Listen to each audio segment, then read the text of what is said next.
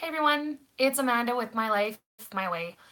So, um, the last, at least the last 6 months have been getting really bad for my depression. And earlier this spring, I had a discussion with my husband. It was more like a yelling match because that's kind of how I was rolling things. And he basically looked at me and said, "You need to do something about this." So I went and talked to my family doctor, and I said, "I think I'm depressed. I think I need antidepressants." He's like, "All right, first things first. Are you having any thoughts of suicide?" Which I'm not.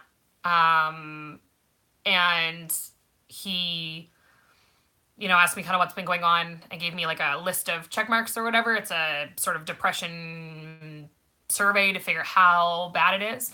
I didn't think it was that bad. By the time I finished checking off the boxes and being gentle about it, I was into moderate to severe depression. I was like, oh.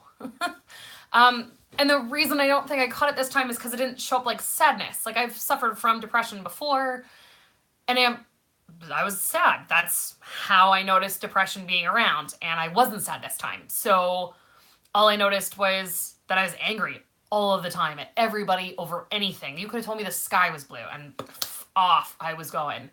Um, so when I was sitting there talking to my family doctor, he asked if I wanted to talk to somebody about it. And I said I would love to, but the problem was here where I live in Canada, seeing a psychologist is not free. Like it's sometimes up to $170 an hour to talk to somebody. And I think it's even more to talk to somebody who specializes in trauma and loss and that kind of stuff. So I was like, I would love to, but I don't have those kind of fiscal resources right now. And he connected me through his stuff with the doctor network that he's with this sort of like behavioral support group for people who have anxiety and depression. So he hooked me up with them. And I did like an orientation day where they kind of tell me like different kinds of classes that they run and how their courses are meant to be set up. And it was a really good informational session. And I started taking a course called Cognitive Behavioral Therapy. So basically, the idea of cognitive behavioral therapy is that you're sort of four parts. So the first part is your physical body, which is fairly self-explanatory. Another part to you is your emotions, which are your I feels. Your cognitions, which are your thoughts or I think. Um, and then the last part is your behaviors or your actions, things that you do. And they all sort of feed into each other. And the problem is when you start getting some depression, that it starts to feed negativity into that circle, right? And the more negativity that gets fed into the circle, it just becomes this perpetually feeding cyclical issue. On the bright side, when you start adding positivity into it, it starts to feed itself positivity and it starts to become more and more positive around this sort of diamond or square shape, however you'd like to put it to yourself. Between your thoughts, your actions, your feelings, and your physical body. Which is all real and great until you're trying to change having a depression circle to adding more positivity into it. Because if you've ever had an argument with somebody and they're like, oh, calm down, not going to happen. Has that ever actually worked for anybody? Right? And the same thing goes for somebody that's depressed. You can't look at them and be, well, just shut up and be happy then. It also doesn't work like that. You can't just change how you feel because you want to. It's not really where change begins to start, right? Your feelings are just a result of everything else in that circle. And it's hard to change your physical body and see changes right away. I can't change the fact that I'm overtired. I can't really like rebound the fact that my blood pressure's been up or my heart rate's been up or any of those like physical attributes that come out of being depressed. So the idea behind cognitive behavioral therapy or CBT is that they change your thoughts and your actions to start feeding positivity into this circle so that your feelings and your physical body also start to feed positivity around. And it can help kind of gain you out of a depressive cycle, which is kind of a cool theory. So there's kind of two big things that they're huge on. And the first one is setting yourself goals. One of the problems with depression is that you start to feel like you're not accomplishing anything, you're worthless in life, that kind of thing. And so they started us with just weekly little itty bitty goals. And it's something that you can reasonably accomplish. That is, they use SMART goals. If you've ever used that term, if you've ever done like any kind of managerial goal setting, that kind of stuff. So SMART goals means that they are specific. So it's not just like, I want to be healthier this week. It's, I'm not going to drink pop this week. I'm going to hit the gym 3 times this week. I'm going to make sure I'm eating a salad 3 times this week, or something along those lines. So it's very specific, and something that you can measure as a part of that, right? Because you have to be able to, at the end of the week, to go, did you accomplish your goal or not? And if your goal is sort of fluffy, like, I want to be healthier, how do you measure that at the end of this week? It needs to be something that's rewarding to you and has some sort of positive impact on your life. And it needs to have a reward at the end. So some of my rewards over this have been that I get to eat a bowl of strawberries with a little bit of whipping cream on top, that I got to sit out in my gazebo outside and read for half an hour, just like nice quiet by myself after I accomplished this goal. I'm going to do a paint night next week, which is an accomplishment for a goal from last week, which I'm super excited about. Those kind of things. And then at the end of the week, you accomplish or figure out whether or not you've accomplished this goal or not. And it helps me to write it down. So I actually bought a book that I write my goals into. And I even bought a book that I found at Chapters. It was like 365 days of motivational speaking or whatever.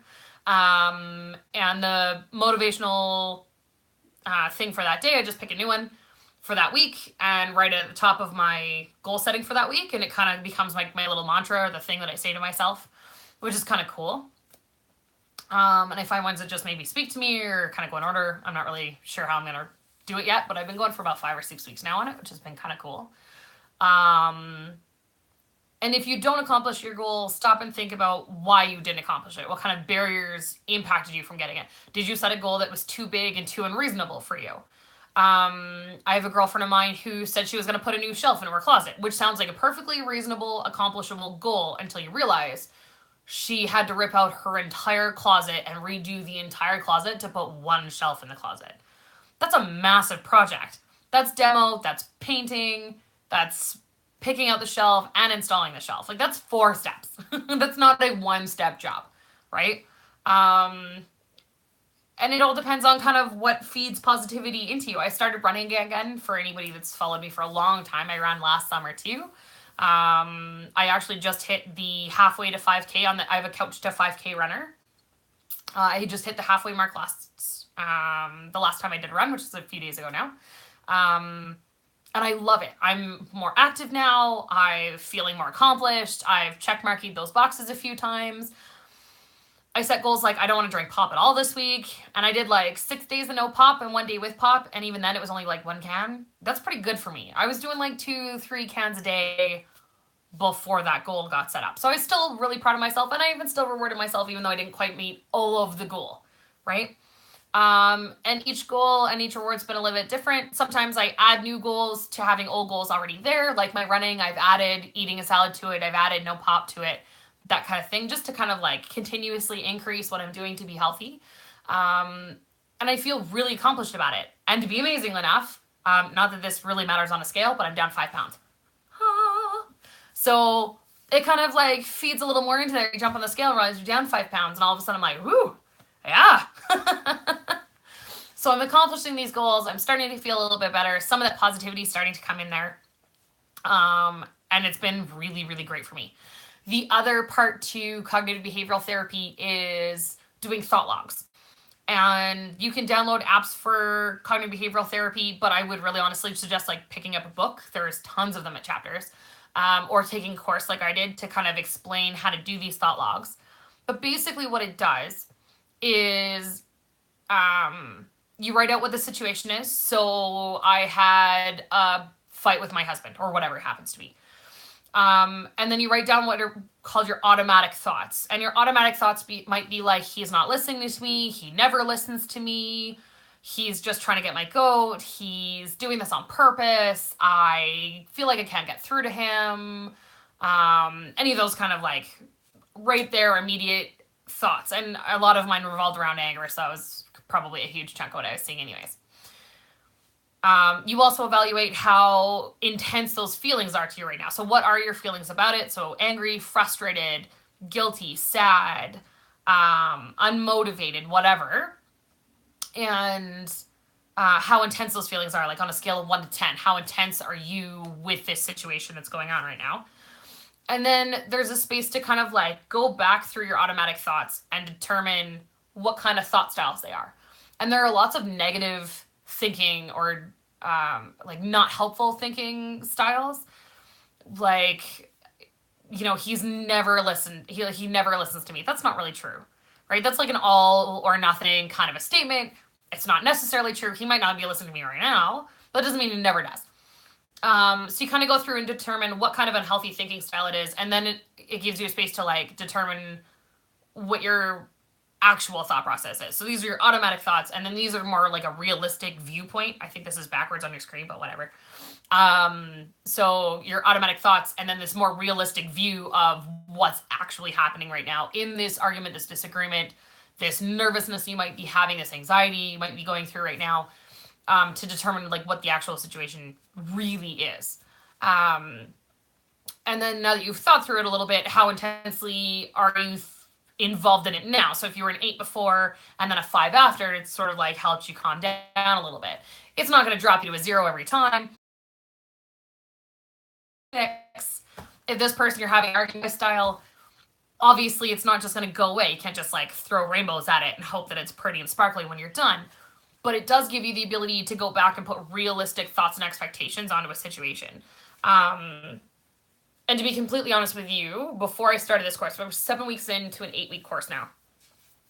So next week's our wrap up, which is terrifying and exciting all at the same time. And I started the antidepressants about 3 weeks before I started taking this course. So I've been on them for about 10 weeks now. And I was sitting around talking with my sister at dinner yesterday. And she said, you know, like, even 3 months ago, when she'd have conversations with me, she was like, it was like having a conversation with somebody totally different. Like, you just weren't yourself. You weren't you. And now that I'm like most of the way through this course and I've been taking antidepressants and really putting my mind into this cognitive behavioral therapy and really, really attempting to make it work for me, she's saying, you're not 100%, don't get me wrong. But when she talks to me, she can see me in the conversation now, right? Like I'm sort of back and I'm kind of in the room with her again when we're having conversations rather than this crazy, overly emotional, very angry person. And she's right. That's exactly who I was. And I wasn't myself and I wasn't happy with who I was. And am I perfect? No. Am I not depressed anymore? No. But I've definitely started to move forward outside of this angry, ragey monster that I've been for months now. And I'm really proud of myself. So if you guys are kind of looking into it, I would highly recommend going down and either looking into a cognitive behavioral therapy course around you or picking up a book about cognitive therapy. Even, I think they even have a cognitive behavioral therapy book for dummies, if that's the kind of book style that you like. So it's kind of interesting. That's one of the things that we've been kind of doing around here, or I've been doing around here to kind of sort of not really bounce myself out of depression, but at least help crawl myself out of this sort of very dark, very angry, nasty little hole that I've been in for the last little while. So I just want to kind of share that with you and share my experience with you and let you know kind of how I'm getting back to my normal, natural self again. I haven't updated you guys in a couple days, so I just wanted to let you know that we're doing okay. I'm on cycle day 6 today. So there'll be some ovulation testing coming up soon, and then hopefully some live pregnancy tests. So keep me tuned. I'm going to give you guys a few more updates about what we've been doing around here lately and that kind of stuff as we get kind of going. I just didn't want anything to be super long. And yeah, thanks for following, guys. I really appreciate everybody who kind of follows along with me. And if you've been through a cognitive behavioral therapy course or you've done something else to help sort of crawl yourself out of a depressive state, if you want to leave it in the comments to kind of let me know about, and it might be something else I'm going to go kind of look into and see if I can get around to, that would be fantastic. Okay, I'll talk to you guys later. Bye.